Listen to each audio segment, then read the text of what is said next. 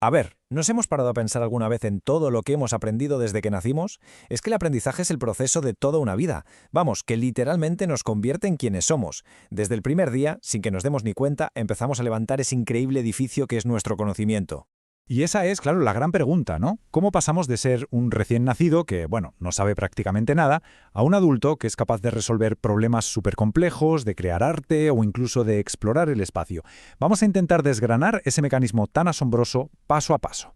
Bueno, para empezar, lo primero que hay que entender es que aprender no es solo memorizar datos para un examen. ¿Qué va? Es un proceso muchísimo más profundo. Es la herramienta fundamental que nos ha permitido como especie, pues, adaptarnos y sobrevivir. Es la forma en que construimos pieza a pieza nuestra manera de entender el mundo.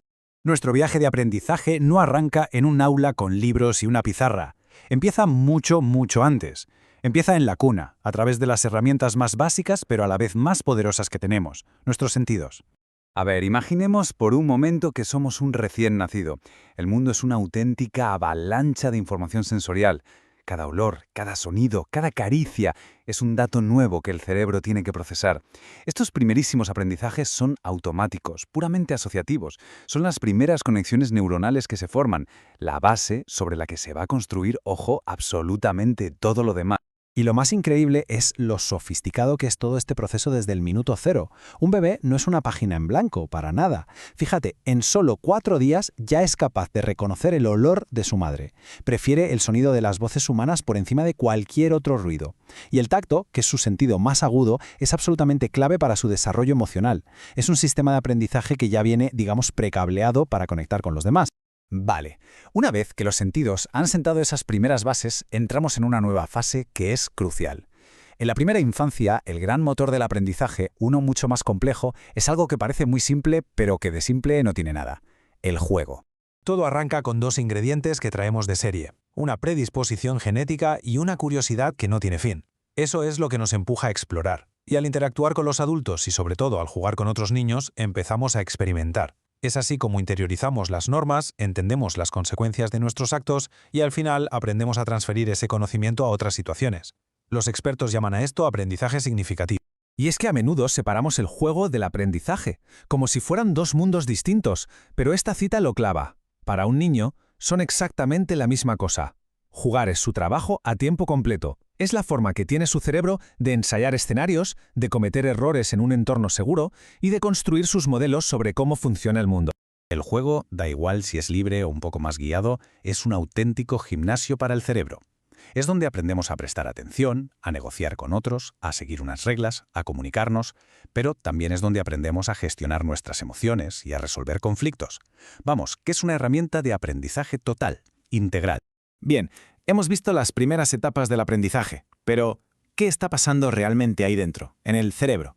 Ahora vamos a meternos a explorar las grandes teorías que han intentado explicar la maquinaria interna del aprendizaje.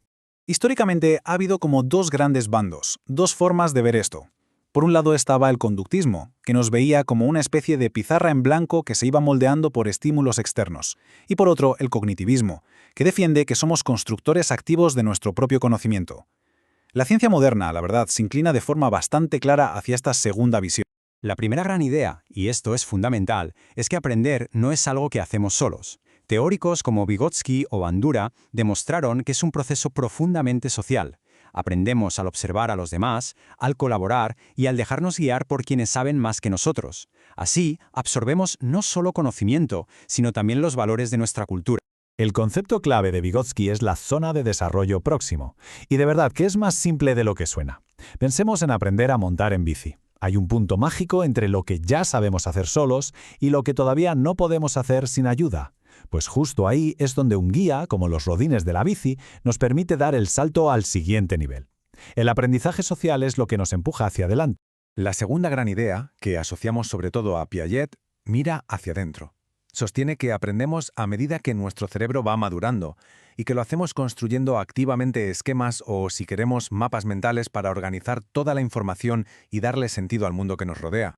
Este proceso funciona en dos pasos. Primero, la asimilación. Intentamos encajar algo nuevo en un mapa mental que ya tenemos. Es por eso que un niño pequeño puede ver una ardilla y llamarla gatito. Pero claro, cuando eso no funciona, llega la acomodación. Tenemos que modificar nuestro mapa o directamente crear uno nuevo. Y es así, reajustando constantemente estos modelos mentales, como realmente aprendemos. Y la tercera gran idea es una que seguro que nos suena: pensar en el cerebro como si fuera un ordenador. La información entra por los sentidos y va a una especie de memoria RAM, la memoria a corto plazo. Si queremos guardarla para siempre, tenemos que procesarla. La repetición y la elaboración son como el comando guardar que pasa los datos al disco duro, que sería la memoria a largo plazo. Y la atención, claro, es el filtro que decide qué entra y qué no. Pero claro, el aprendizaje no se acaba cuando salimos del colegio, ni mucho menos.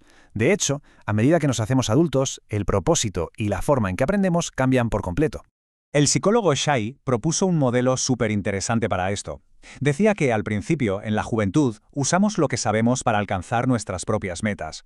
Luego pasamos a una etapa de responsabilidad, donde aplicamos ese conocimiento para cuidar de la familia o avanzar en el trabajo. Y finalmente, algunas personas llegan a una etapa ejecutiva en la que usan toda su experiencia para gestionar sistemas complejos, ya sea en el trabajo o en la comunidad. Y aquí está el gran cambio. La clave. El aprendizaje en adultos ya no se centra tanto en acumular información nueva, como hacíamos en el cole. Se trata mucho más de aplicar la experiencia y los conocimientos que ya tenemos para resolver los problemas prácticos del mundo real, de una forma mucho más flexible e integrada.